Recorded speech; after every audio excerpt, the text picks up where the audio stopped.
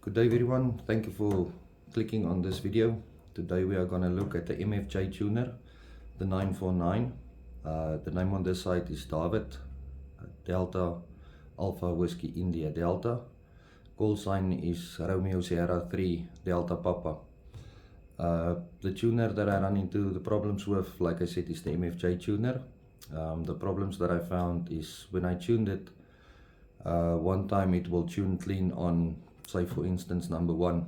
The second time it will be 1.5 or 2 on the same switch. So I figured there might be something wrong. The tuner was not sponsored. I bought the tuner, and without further stories, let's quickly open up the tuner, see what we can find and how can we fix it.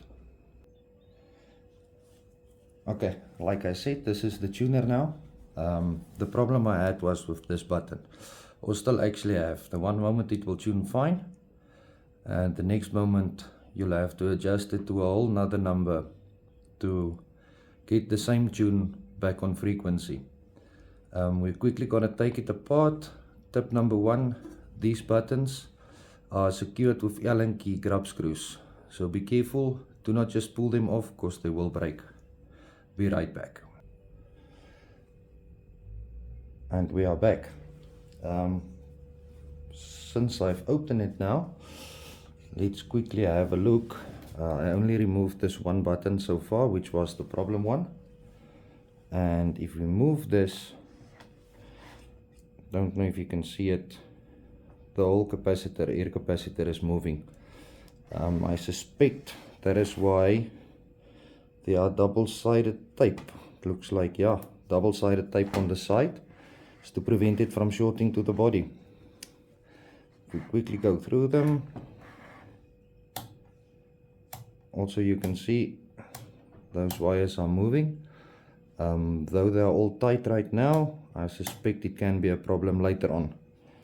Then moving to the next part, there is no light. They modified some kind of LED strip, so I think we might try to fix this as well. So for starters, let's go back to the face. I'm going to remove all these buttons, see if I tighten them up, if it would make any difference. We will be right back. And we are back. I quickly tightened all of them. It seems they were a bit loose. I don't know if you can spot the difference.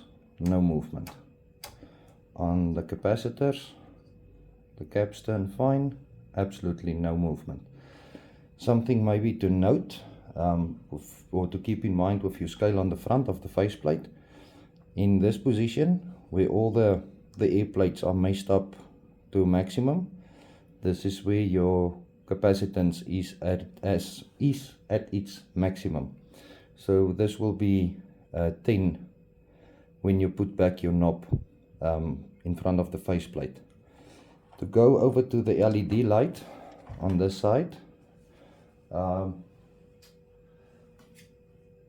I managed to get this adapter out. It seems like it's a small push-in bulb, which I couldn't find. So the second best thing that I've got was this 1.2 watt. Let me just place it there where you can see.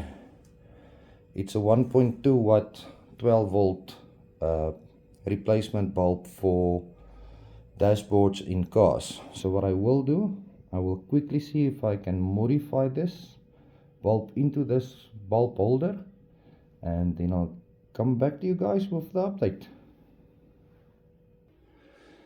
And I'm back.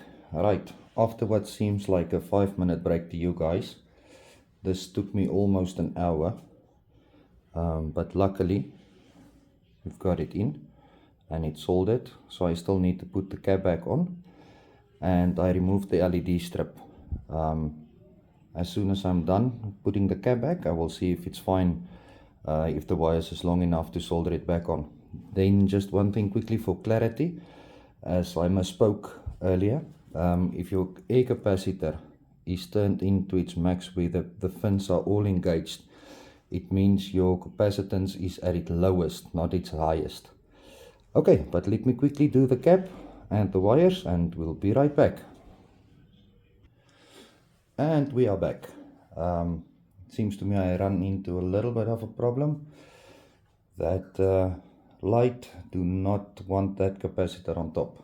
So I removed the capacitor, the one leg, and sorry for the light coming in. There it is. Now the camera is way too bright, but it's actually a nice clear light that reflected perfectly. So yeah, with that said, I think it's time to put this back together. According to my knowledge and the data that I have received or was able to find, is that the 12 volt is only for the light. The other components on the PC board is all not active, but capacitive. If I have the correct English now. Sorry, I'm actually Afrikaans, so I'm struggling a little bit. But that's what I have for you up till now on the MFJ Deluxe Versa Tuner 2, the 949E. When it's back together, my next video will be where it is connected to the rig, and I will show you how to tune it. Till then, 73 Zulu Sierra 3 Delta Papa.